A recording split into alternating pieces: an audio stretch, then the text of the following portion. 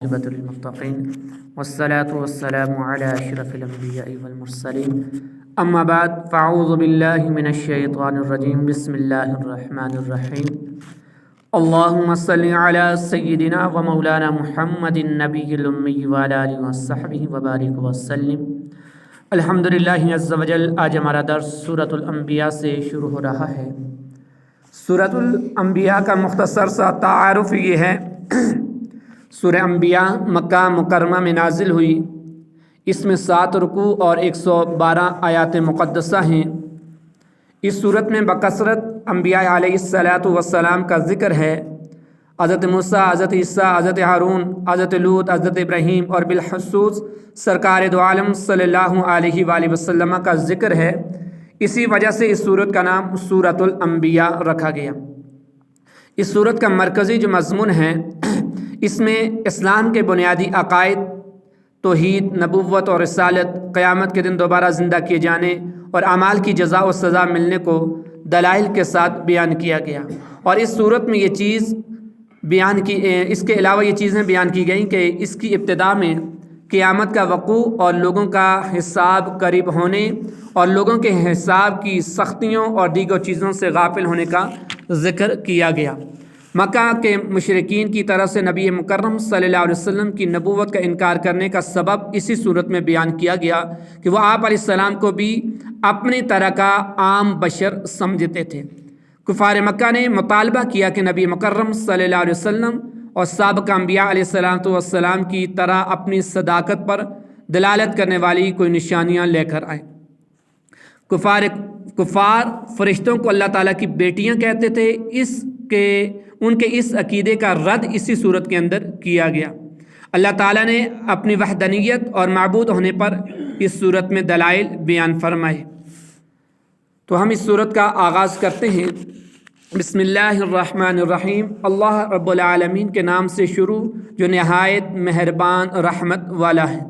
اقترب للناس حسابهم وهم فی غفلۃ معرضون، لوگوں کا حساب قریب آ گیا اور وہ غفلت میں منہ پھیرے ہوئے ہیں۔ اقترب للناس حسابهم، لوگوں کا حساب قریب آ گیا ہے۔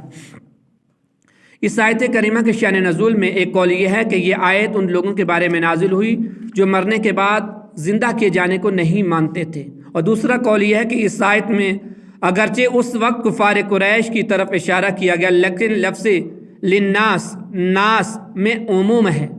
یہ تمام لوگوں سے اس آیت کے اندر اس لفظ سے خطاب کیا جا رہا ہے۔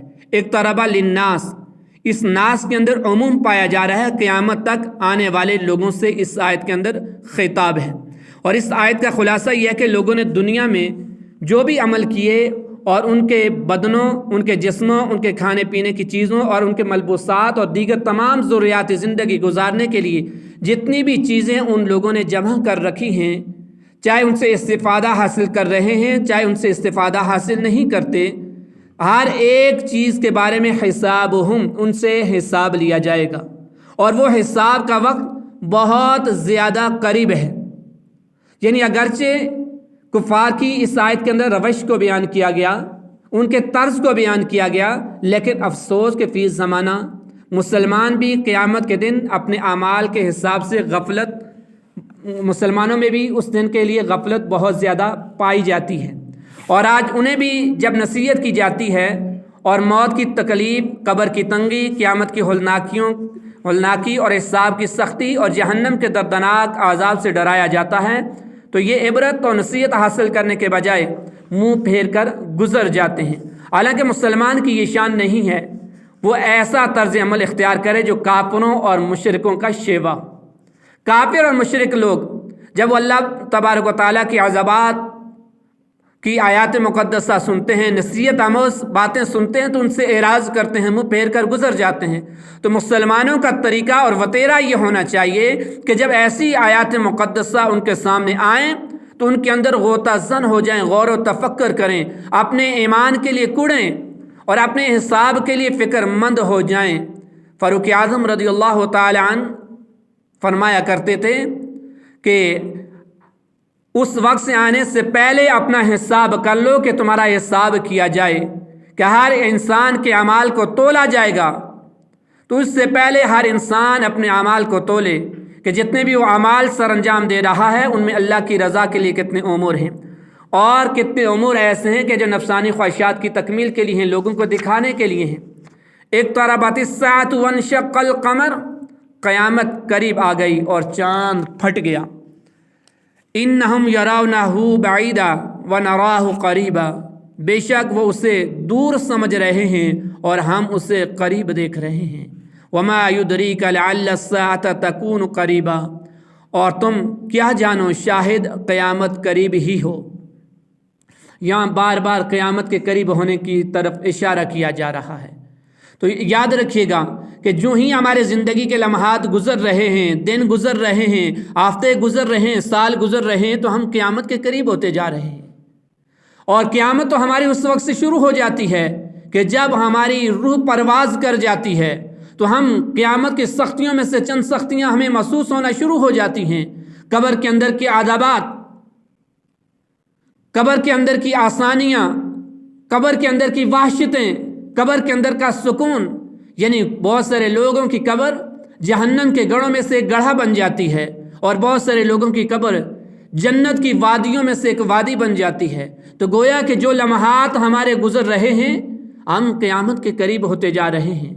لیکن سوچنے کی بات ہے اور اس کے تقاضوں کو پورا کرنے کی بات ہے کہ جب قیامت کے ہم قریب ہوتے جا رہے ہیں، تو آیا کہ ہر آنے والا دن ہمیں اللہ کے قریب کر رہا ہے، یا ہم ہر آنے والا دن ہم بغاوت، سرکشی اور رب کی نافرمانیوں کے اندر بسر کر رہے ہیں؟ اگر ہر آنے والا دن اللہ کے قریب کر رہا ہے تو اللہ ہمیں اس پر استقامت دے، اسی دوام کے ساتھ زندگی گزارنے کی توفیق دے۔ اگر ہر آنے والا دن سرکشی کے اندر گزر رہا ہے، بغاوت کے اندر گزر رہا ہے، رب کی نافرمانیوں کے اندر گزر رہا ہے، تو اللہ ہمیں وقت سے پہلے توبہ کی توفیق بھی عطا فرمائے۔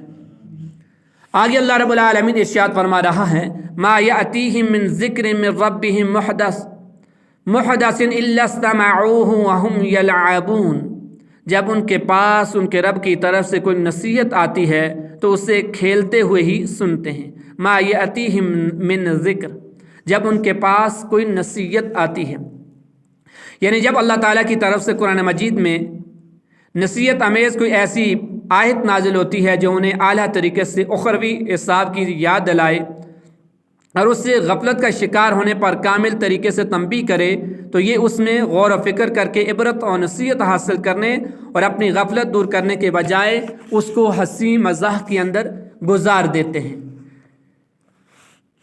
اگلی آیت کے اندر اللہ رب العالمین ارشاد فرماتا ہے، لاہیۃ قلوبہم واسروا النجوى الذین ظلموا هل هذا الا بشر مثلکم افتأتون السحر وانتم تبصرون، ان کے دل کھیل میں پڑے ہوئے ہیں اور ظالموں نے آپس میں خفیہ مشورہ کیا کہ یہ نبی تمہارے جیسے ایک آدمی ہی تو ہیں، تو کیا تم خود دیکھنے کے باوجود جادو کے پاس جاتے ہو؟ لاہیۃ قلوبہم، ان کے دل کھیل میں پڑے ہوئے ہیں۔ یعنی دل کھیل میں پڑے ہونے سے مراد یہ ہے کہ وہ اللہ تعالیٰ کی یاد سے غافل ہیں، وہ اللہ تعالیٰ کی یاد سے غافل ہیں۔ اور بعض مفسرین نے لکھا کہ جو دل دنیا کے حوال میں مشغول اور آخرت کے حوال سے غافل ہو، وہ کھیل میں پڑا ہوا ہے۔ ذرا ہم اپنا محاسبہ کریں آیت کے اس حصے کو سامنے رکھ کر، لاہیۃ قلوبہم، ان کے دل کھیل میں پڑے ہوئے ہیں۔ اس دوسری تفسیر کو کہ جو دل دنیا کے حوال میں مشغول ہو، آیا کہ ہمارا صبح سے لے کر شام تک پورا دن دنیا کے اندر مشغول ہے کہ اس کے اندر ہم نے کچھ حصہ رب کے لیے، رب کے دین کے لیے، اپنی آخرت کے لیے بھی رکھا ہوا ہے۔ ہر انسان جب صبح کا آغاز کرتا ہے، آغاز کرنے کے ساتھ انسان کی یہ منشا، یہ مرضی، یہ چاہت، یہ خواہش ہوتی ہے کہ یہ اس دن کو کامیاب بنائے، یہ اس دن سے مکمل استفادہ حاصل کرے۔ لیکن کس معاملے میں؟ دنیاوی معاملے میں، دنیا کی آسائش، دنیا کی سہولتوں کے حوالے سے۔ اور انسان اصل چیز کو بھول جاتا ہے کہ یہ جو دن اللہ رب العالمین نے مجھے دیا ہے، رزق کے لیے بھی دیا ہے اور اس کے ساتھ ساتھ اپنی بندگی اور اپنی اطاعت کے لیے بھی دیا ہے، تو میں اس دن کے اندر سے اپنے رزق کے لیے بھی وقت نکالوں اور اس کے ساتھ رب کی بندگی، اس کی اطاعت اور اس کی رضا کے لیے بھی اس دن کے وقت میں سے کچھ حصہ نکالوں۔ وَأَسَرُّوا النَّجْوَى الَّذِينَ ظَلَمُوا، اور ظالموں نے آپس میں خفیہ مشورہ کیا۔ ارشاد فرمائے کہ کافروں نے آپس میں خفیہ مشورہ کیا اور اسے چھپانے میں بہت مبالغہ کیا، اور کہا کہ ھذا الا بشر مثلکم، کیا یہ ہماری طرح ہی بشر نہیں ہے، یعنی عام انسانوں کی طرح یہ نبی بشر نہیں ہے۔ یعنی نبی مکرم صلی اللہ علیہ وسلم کے پاس لوگوں کو جانے سے روکتے تھے اور دلیل یہ دیتے تھے کہ یہ تو تمہاری طرح ہی بشر ہیں، آپ ان کے پاس کیوں جاتے ہو؟ پھر وہ کہتے تھے افتأتون السحر، تو کیا تم خود دیکھنے کے باوجود جادو کے پاس جاتے ہو؟ یعنی تم دیکھ رہے ہیں اللہ کے نبی صلی اللہ علیہ وسلم جو آیات مقدسہ بیان فرماتے تھے، معاذ اللہ وہ کہتے تھے کہ یہ تو جادو ہے، پھر کہتے تھے یہ تو شاعر ہیں، جو کلام بیان کر رہے ہیں تو شاعر کا کلام ہے۔ یعنی طرح طرح کے ہیلے بانے کر کے وہ کفار دیگر کفار کو، مشرکین کو اللہ کے نبی صلی اللہ علیہ وسلم کے پاس جانے سے منع کرتے تھے۔ قال ربی یعلم القول فی السماء والارض وهو السمیع العلیم، نبی مکرم صلی اللہ علیہ وسلم نے فرمایا میرا رب آسمان اور زمین میں ہر بات کو جانتا ہے اور وہی سننے والا جاننے والا ہے۔ بل قالوا اضغاث احلام بل افتراہ بل هو شاعر فلیأتنا بآیۃ کما ارسل الاولون، بلکہ کافروں نے کہا جھوٹے خواب ہیں، بلکہ خود اس نبی نے اپنی طرف سے بنا لیا ہے، بلکہ یہ شاعر ہیں، اگر نبی ہیں تو ہمارے پاس کوئی نشانی لائیں جیسے پہلے رسولوں کو بھیجا گیا۔ بل قالوا اضغاث احلام، بلکہ کہا جھوٹے خواب ہیں۔ جب کافروں کا راز ظاہر فرما دیا گیا تو اس کے بعد انہیں قرآن کریم سے سخت پریشانی اور حیرانگی لاحق ہوئی، اور کہنے لگے کہ اگر یہ نبی ہیں، پہلے انہوں نے کہا کہ یہ نبی یہ جو محمد صلی اللہ علیہ وسلم بیان کر رہے ہیں یہ ان کے خواب ہیں، یہ اپنے خواب بیان کر رہے ہیں۔ پھر کہنے لگے یہ تو شاعر ہیں۔ پھر انہوں نے کہا کہ چلیں یہ اگر نبی ہیں تو ایسے معجزات ہماری طرف لے کر آئیں، ایسی نشانیاں لے کر آئیں کہ جیسے پہلے انبیاء علیہ الصلوۃ والسلام لے کر آئے تھے، تو ایسی کوئی نشانیاں لے کر آئیں جس کی وجہ سے ہم ان کو کہیں کہ یہ نبی ہوں۔ تو اللہ رب العالمین نے تو اپنے نبی کو، اپنے محبوب کو سراپا ہے معجزہ بنا کر بھیجا ہے۔ اللہ کے نبی کی ہر ادا معجزہ ہے، ہر ادا نشانی ہے، لیکن اس کے باوجود جن کے مقدر میں ہدایت نہ تھی وہ ہدایت نہ پا سکے، اور جن کے مقدر میں ہدایت تھی دور دراز علاقوں سے ہجرت کر کے اللہ کے نبی کے پاس آئے اور ایمان سے سرفراز ہو گئے اور وہ مسلمانوں کے سردار قرار دیے گئے۔ اللہ رب العالمین کی بارگاہ میں دعا ہے کہ رب العالمین ہمیں اس قرآن کو سمجھنے، اس کے تقاضوں کو پورا کرنے کی توفیق عطا فرمائے۔ وما علیہ الا البلاغ۔